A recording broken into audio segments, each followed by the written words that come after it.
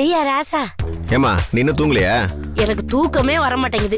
எனக்குன்னு சில கடமைகள் இருக்கு. அத நிறைவேற்றுற வரைக்கும் என் 2 கண்ணுலயும் தூக்கமே வராது. அப்படி என்ன உனக்கு கடமை? இந்த பாலை குடிய, அதான் என் கடமையே. அட குடி மாப்ள, பாரிஸ்ல 10 நாட்டு மருந்து கடையில ஏறி இறங்கி தேடி வாங்கிட்டு வந்தேன்னு நான் சொன்னனே, அந்த மருந்து தான் இது. குடி. அட குடி மாப்ள, நாங்க என்ன விஷத்தையா கொடுத்துட போறோம்? குடி. குடிக்கணும், அவ்வளவுதானே? குடு.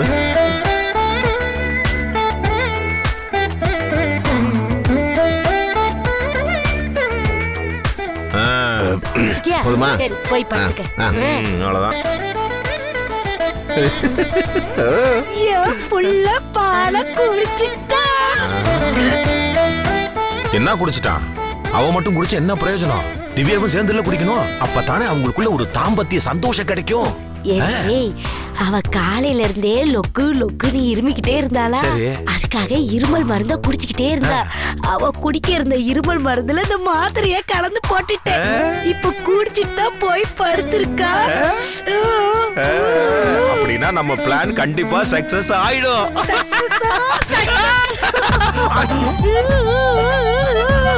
என்னடா 2 பேரும் கசகசன்னு காலை கட்டிட்டு இருக்கீங்க? சும்மாதான். சரி, என்னமா பால் அது இது காதுல விழுந்துச்சு, என்னது? அது ஒண்ணும் இல்லங்க. இந்த ராசா ராசா பாலை கேட்டானா, நான் கொண்டு வந்தேனா, குடுத்தேனா, அவன் குடிச்சானா, போயிட்டான். அத பத்தி தான் நாங்க 2 பேரும் பேசிக்கிட்டே இருந்தோம் தம்பி. அப்படியா? ஆமா, மிச்சம் இது இருந்தா எனக்கும் கூட.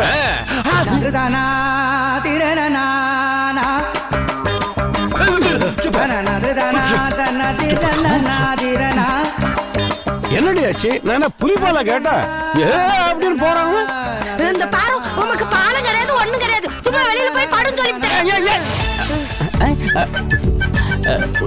என்ன நடக்குதுங்க? ஏதோ கோல்மால் நடந்துட்டு இருக்கு. அது என்னன்னு தான் தெரியல. கண்டுபிடிப்போம்.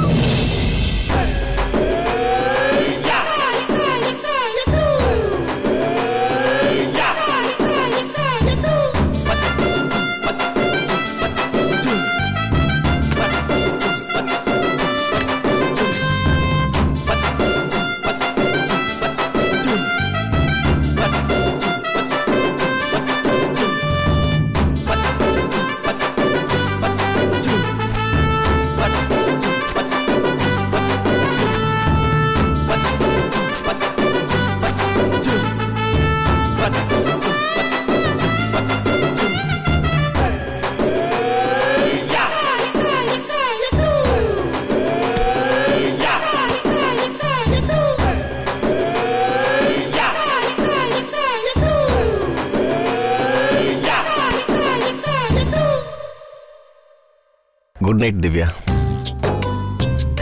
இப்படி உட்காருங்க. வாங்க. இல்ல பரவாயில்ல, நான் எப்பவும் கீழே தானே படுப்பேன். இங்கேயே படுத்துக்கிறேன். இல்ல, நீ தூங்கு. இப்படி வாங்க. உங்ககிட்ட கொஞ்சம் பேசணும். ஓ.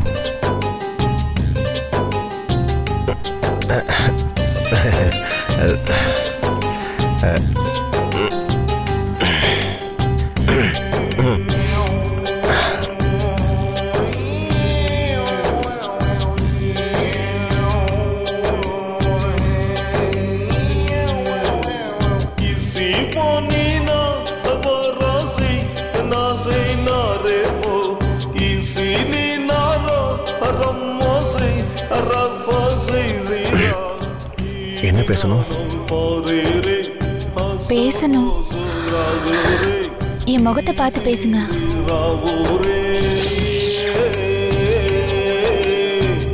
இல்ல, எனக்கு ஒரு மாதிரி இருக்கு. நான் கீழே படுத்து தூங்கட்டுமா? என்னாச்சு?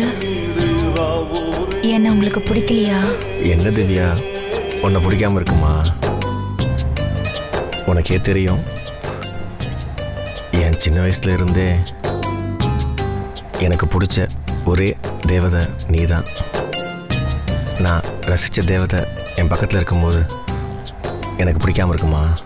அப்படி எதுவும் தெரியலையே. நான் உண்மையாவே உங்க மேல அன்பு வச்சிருக்கேன். இல்லை, இது ஏதோ அன்பு மாதிரி தெரியல, பரிதாபம் மாதிரி தெரியுது. ஆ? புரியல. அது ஒரு கணவன் மனைவிக்குள்ள இருக்கிற ஒரு அன்னுன்யம். அது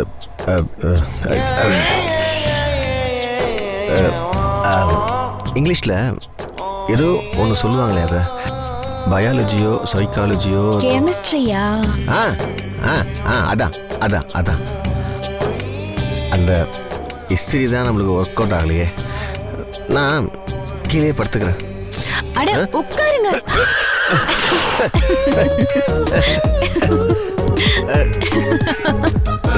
சாரி சாரின்னு சொன்னா சிரிக்கிறேன். ரொம்ப ரொம்ப சாரி.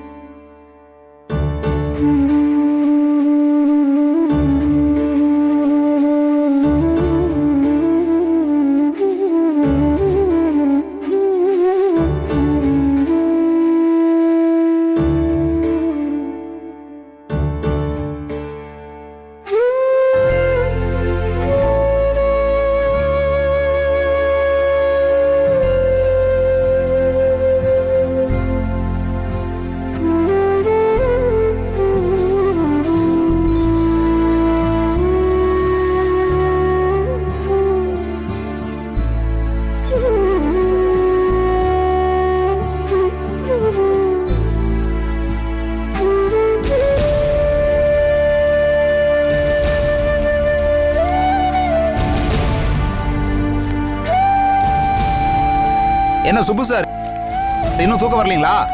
ஆமாங்க, ஒரு மாதிரி தவிப்பா இருக்கு. ஓ, தொண்டை தண்ணியை தேடுதோ? நானும் எவ்வளோ கண்ட்ரோல் பண்ணி பார்க்குறேன். அமைக்க வைக்க அந்த ஞாபகம் என்ன மீறி வருது. ஏன்னா ஒரு வாரம் 10 நாள் அப்படிதான் இருக்கும். அப்புறம் தான் தவி பழங்கும், அப்புறம் சரியாயிரு சார். அது இருக்கட்டும். இப்போ எனக்கு தூங்குனா பரவாயில்ல. எனக்கும் இப்படிதான் தூக்கம் வரலையேன்னு நான் ஆரம்பிச்சேன். எப்ப பத்திக்குச்சுன்னே தெரியல. வாழ்க்கையே நாசமா போச்சு. குடும்பம், வேலை, நிம்மதி எல்லாம் போச்சு. என்ன குடிச்சிட்டு வேலைக்கு வர வேண்டான்ட்டாங்க, அதனால வேலையும் போச்சு. இங்க குடிச்சா என்னாகும்னு படிச்சு பார்க்க சொல்லி ஒரு புக்கு கொடுத்தாங்க.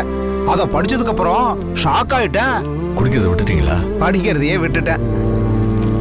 குடிச்சிட்டு வீட்டுக்கு வராதீங்கன்னு பொண்டாட்டி சொன்னா, பொண்டாட்டியும் குடும்பத்தையும் மறந்துட்டேன். கையில காசு இருந்தப்போ நல்லா ஜாலியா குடிச்சேன். கையில இருக்கிற காசெல்லாம் காலியான பிறகு பொண்டாட்டி கழுத்துல கிடந்த தாலியை அடமான வச்சு கூட குடிச்சேன். அப்புறம் என்ன பண்றது, கையில ஒண்ணும் இல்ல, திருட ஆரம்பிச்சிட்டேன். நல்லா வசதியா இருந்த குடும்பம் என்னோடது. ஒரு நாள் கண்ணு முடிச்சு பாக்குறேன், குடிசை வீட்டுல இருக்கேன். பொண்டாட்டி ஒரு நகை நட்டு கூட இல்லாம மூலியா நிக்கிறா. இதெல்லாம் எப்படி நடந்துச்சுன்னு கூட எனக்கு தெரியல. குடிச்சிட்டு அங்கங்க விழுந்து கிடப்பேன். எங்க அம்மா செத்தது கூட எனக்கு தெரியாது. வீட்டுக்கு போய் பாக்குறேன், அங்க எங்க அம்மா போட்டோ தான் இருக்கு. அடிக்கடி திருந்தணும்னு நினைப்பேன், ஆனா முடியல. இப்ப என் பொண்டாட்டி முழுகாம இருக்கா. முதல்ல நாங்க 2 பேர் தான், இப்ப 3 பேர் ஆக போகுது. இப்ப எனக்கு ஒரு புள்ள பிறக்க போகுது. அதுக்கு முன்னாடி குடிச்சிட்டுனா நல்லாவா இருக்கும்? என்னை பத்தி அது என்ன நினைக்கும்? இந்த நார்ன வாயால அந்த குழந்தைக்கு முத்தம் கொடுக்க முடியுமா? நாம எப்படி வேணாலும் இருந்துட்டு போயிடலாம், நம்ம குழந்தை நல்லா இருக்கணும் இல்லையா? நம்ம கிட்ட சொத்து பத்து தான் கிடையாது. என் பிள்ளைக்கு ஒரு நல்ல அப்பன்கிற பேரையாவது கொடுக்கணும் இல்ல? அதை கூட கெடுத்து வச்சா எப்படி சார்? ஒரு நாள் யோசிச்சு பார்த்தேன், குடியை விட்டுறலான்னு முடிவு பண்ணிட்டேன். நான் ஒரு நாள் குடி போதையில இந்த டாக்டரையே போட்டு அடிச்சிட்டேன். அவர் கோவப்படல சார், பொறுமையா கூட்டிட்டு வந்து என்னை இங்க கொண்டு வந்து சேர்த்தாரு. கொஞ்சம் கொஞ்சமா புரிய வச்சாரு. ஆனா நான் இப்ப திருந்திட்டேன் சார். இன்னொரு வாரத்துல குழந்தை பிறந்துரும் சார்.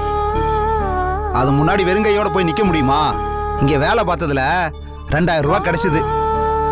அந்த பணத்துல தான் குழந்தைக்கு ஏதாவது வாங்கிட்டு போகணும். அந்த குழந்தை முன்னாடி புது அப்பாவா போய் நிக்க போறேன். இனிமே தலை நிமிந்து நிக்க போறேன். என் பொண்டாட்டியே ஆச்சரியப்படுவா. சார், நீங்க கூட வெளியில அங்கேயும் சுத்தாதீங்க. 4 பேர் ஒன்னா சேர்ந்தாதானே குடிக்கணும்னு தோணும். முதல்ல அதை நிறுத்தணுங்க. குடிக்க தோன்றப்போ வீட்டுல போய் குழந்தையோட முகத்தை பார்த்தோம்னா எல்லாமே மறந்துருங்க. எல்லாம் மறந்துருங்க. ஆமா, உங்களுக்கு குழந்தை இருக்கா? சார், சுப்பு சார், உங்களுக்கு குழந்தை இருக்கா?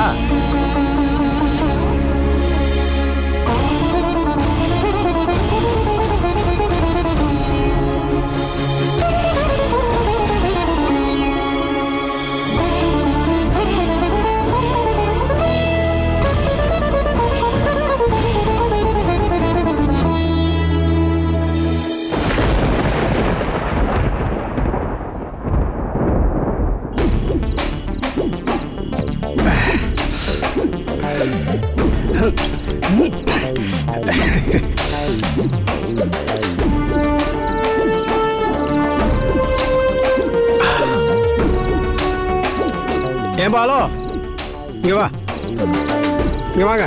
சார், பார் மூட போறோம் சார். இந்த நேரத்துல வந்து கேட்டா அதிகமா பேசாதியா. வீட்டு புடுங்கல் தாங்காம இங்க வந்தா உன் புடுங்கல் அதிகமா இருக்க. சரி சரி, போயிட்டு சுண்டல் வாங்கிட்டு வா. சரி சார்.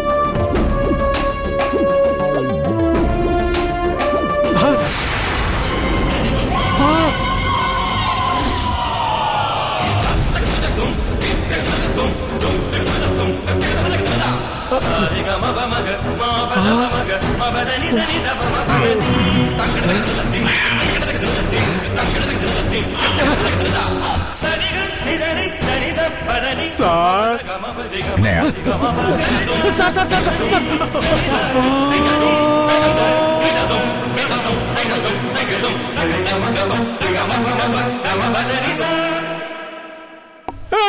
நான் இதை ஒத்துக்க மாட்டேன் சார். நீங்க ஈபிள் தான் எனக்கு ஆபீசரு. இங்க நீங்களும் நானும் குடிக்கிற மக்கள் தான் சார். யோ, என்ன பிரச்சனை? எனக்கு வச்சுதான் நீங்க சாப்பிட்டீங்களா சார்? இன்னொரு குவார்டர் சொல்லு. இன்னொரு கோட்டரா? சொல்லியாங்கறேன். யோ, இங்க வாயா. சார், ஒரு கோட்டரா தான். கடை மூடியாச்சு சார். சொன்னா கேளுங்க, டைம் ஆச்சு. ஐயோ, இன்னைக்கு தாக சாந்தியே பண்ண முடியாம போச்சு. என்ன சார் இப்படி பண்ணிட்டீங்க நீங்க? யோ, வாங்கிட்டு சொல்ல புரியலையா? இப்பதான் சொல்லிட்டு போறா ஷட்டர் சாத்தியாச்சுன்னு. ஐயோ, நீங்க 15 நாள் லீவுன்னு சந்தோஷமா இருந்தேன். எங்க இருந்து சார் வந்தீங்க நீங்க? மறுவாழ்வு. என்னது? மறுஜென்மம் எடுத்து வந்திருக்கேன். வராமலேயே இருந்திருக்கலாம். நீங்க வரலன்னு யார் சார் அழுதாங்க? யோ, என் வேலையெல்லாம் ஆபீஸ்ல யாரையா பாக்குறேன்? ஆமா, ரொம்ப முக்கியம். வைத்தியசாலை கிளப்பாம போங்க சார். எங்க போறது? காசு கொடு. எதுக்கு? யோ, ட்ரிங்க்ஸ் வாங்கணும்ல, அதுக்குதான். என்கிட்ட நயா பைசா கிடையாது சார். என்ன சார்? வாயா. சார் சார், பணம் இல்ல சார், விட்டுருங்க சார். ஐயோ, இவ்வளவு வச்சிருக்க? சார் சார், சரக்கு அடிச்சிட்டு காசி பிடிக்கிட்டு போறானே. ஆபீஸ்ல தான் நம்ம சாகடிக்கணும் பார்த்தாக்கா வெளியில வந்து நம்மள நிம்மதியா இருக்க விடலையே. எப்படி போறான் பார். புல் அடிச்சாலும் கம்பு மாதிரி நிக்கிற பழுத்த ஓலை நானு, கோட்டை அடிச்சாலும் நட்டுக்கிற குருத்து ஓலாண்டாளு. நம்ம மேல கை வச்சுட்டு போறானா? இவனுக்கெல்லாம் நல்ல சாவே வராது. எங்கேயாவது அடிபட்டு சாப்பிட்றான் வண்டியில.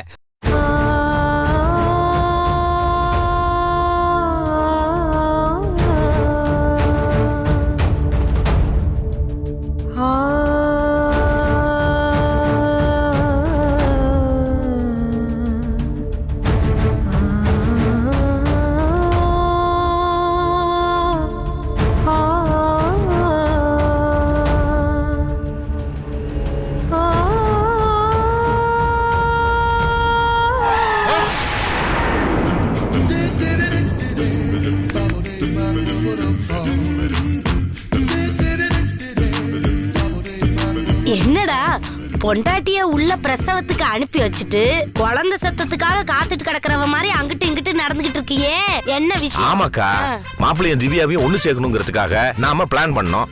பால்ல இருமல் மருந்துல வசிய பொடியை கலந்து கொடுத்து 2 பேரையும் உள்ள அனுப்பிச்சு வச்சோம். ஐடியா என்னமோ நம்மளுதுதான். ஆனா அது சக்சஸ் ஆச்சா இல்லையாங்கிற கவலையில தான் ஒரே டென்ஷனா இருக்கு. அதான் இங்க நின்னுட்டு இருக்கேன். எனக்கு கூட ராத்திரி ஃபுல்லா தூக்கமே வரல.